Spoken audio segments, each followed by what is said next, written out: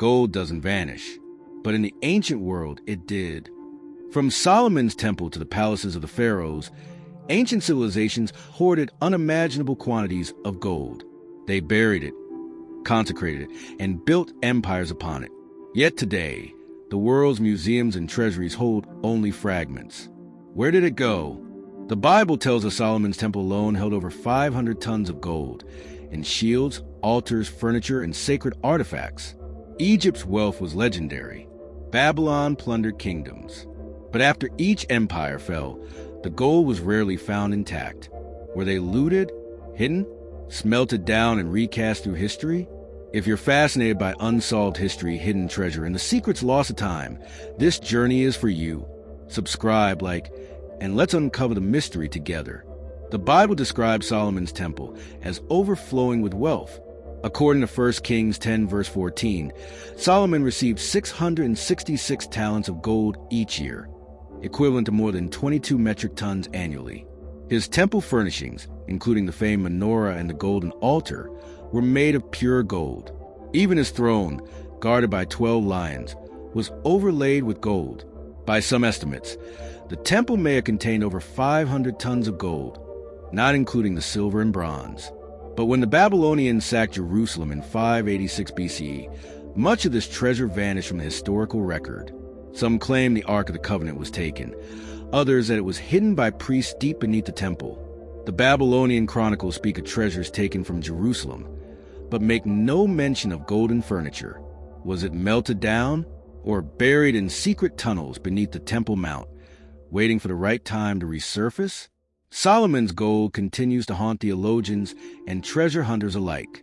And despite centuries of digging, no definitive trace has ever been found. Ancient Egypt's relationship with gold bordered on divine obsession.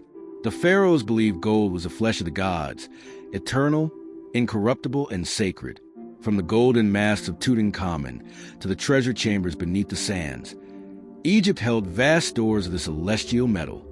Temples in Karnak and Luxor were adorned with golden offerings. The tombs of kings, especially in the Valley of the Kings, were packed with jewelry, statues, chariots, and even entire beds made of gold. Yet most tombs today lie empty, their treasures looted long ago. The late period of Egypt was marked by relentless tomb robbing. During political chaos and foreign invasions by the Assyrians, Persians, Greeks, and finally the Romans, Egypt's gold was systematically pillaged. Rome alone is said to have extracted over 6,000 talents of gold after the conquest. But not all treasures were taken abroad. Egyptian priests were known to hide sacred artifacts in underground caches during times of unrest. In 1891, a cache of over 50 mummies in gold-laced coffins was discovered at Deir el-Bahari, intentionally hidden to protect them from looters. What else might remain undiscovered beneath the shifting desert? And then there's Akhenaten, the heretic pharaoh. His radical religious reforms disrupted temple economics. Did his followers hide the gold when the old gods returned? No one knows. Today, much of Egypt's ancient wealth remains missing, and each tomb open is a gamble of finding wonder or the echo of what once was. The Babylonian Empire was a force of ruthless expansion. Under King Nebuchadnezzar II, Jerusalem was besieged and its treasures stripped. The Hebrew Bible records the looting in 2 Kings 24 and 25. He carried out from there all the treasures of the house of the Lord and the treasures of the king's house. But what exactly was taken? Clay tablets, including the Babylonian Chronicles, speak of prisoners and temple objects, but they remain vague on details. Gold from Solomon's temple, if captured, would have been immense in quantity. Yet no Babylonian cache or vault bearing sacred Hebrew artifacts has ever been discovered. One theory suggests that the gold was immediately melted down and absorbed into Babylon's monetary system. Its purity lost to coinage and war chests. Another posits that Babylon, aware of the sacredness of the objects, stored them separately or destroyed them to symbolically conquer Yahweh's power. Yet some Jewish traditions claim that certain priests hid the most important relics, including the Ark of the Covenant and the menorah, in underground labyrinths beneath the Temple Mount, sealed by traps and divine curses. This legend continues to drive explorers and researchers. When Babylon fell to Persia under Cyrus the Great in 539 BCE, Some temple items were returned, as recorded in the book of Ezra, but it was only a fraction. Where is the rest? What Babylon took still haunts the faithful, the curious, and the treasure hunter. Its silence echoes across the ruins. Of all the sacred treasures lost to time, none carries the weight and mystery of the Ark of the Covenant. Said to contain the stone tablets of the Ten Commandments, Aaron's rod, and a jar of manna, the Ark was more than just a religious artifact.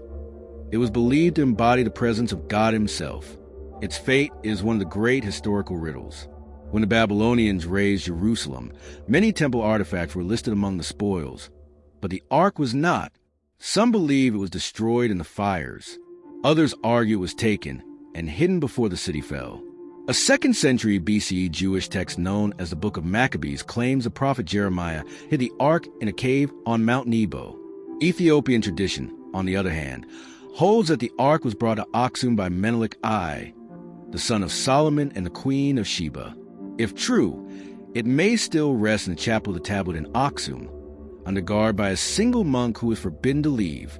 The Ark's disappearance is emblematic of a larger question. Where did all the sacred gold and treasures of the first temple go? Are they buried under the Temple Mount? Smuggled away to Babylon? Hidden in plain sight? Disguised and scattered through time?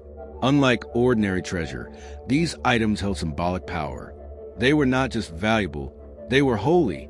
And perhaps it was that holiness which sealed their fate, to remain unseen, feared, and protected beyond memory. The mystery of the Ark is not merely about gold. It's about presence-absence, and the silence that history refuses to break. The fall of the Second Temple in 70 CE by the Romans unleashed another chapter in the saga of sacred gold. As with the First Temple, the Roman legions plundered the temple riches, famously carrying the menorah and sacred vessels through the streets of Rome in triumph. The Arch of Titus immortalizes this moment in stone. But what happened to these items afterward? Roman records go silent. Some claim they were stored in the Temple of Peace in Rome, which later burned. Others believe they were hidden by Roman elites or gradually lost to looting and time. Centuries later, the Knights Templar entered the scene. Founded in the 12th century, these warrior monks were granted headquarters atop the Temple Mount, the very foundation of the ancient Jewish temples. Rumors soon followed that the Templars discovered secret vaults beneath the mount, that they unearthed lost scrolls, gold, and sacred artifacts. These legends only grew after the Templars' fall in the 14th century. Whispers spread that their sudden wealth, secret rites, and mysterious knowledge were due to what they found beneath Solomon's stables. Some even say the Templars moved the treasures to France, or hid them across Europe. The link between the temple gold and the Templars may be folklore, or it may point to a continuous chain of secrecy and guardianship, from Jerusalem to Rome, to the hands of those who believe themselves chosen to protect what must never be revealed. The gold may be lost, but the myth it forged still gleams, in stone, in scripture, and in silence.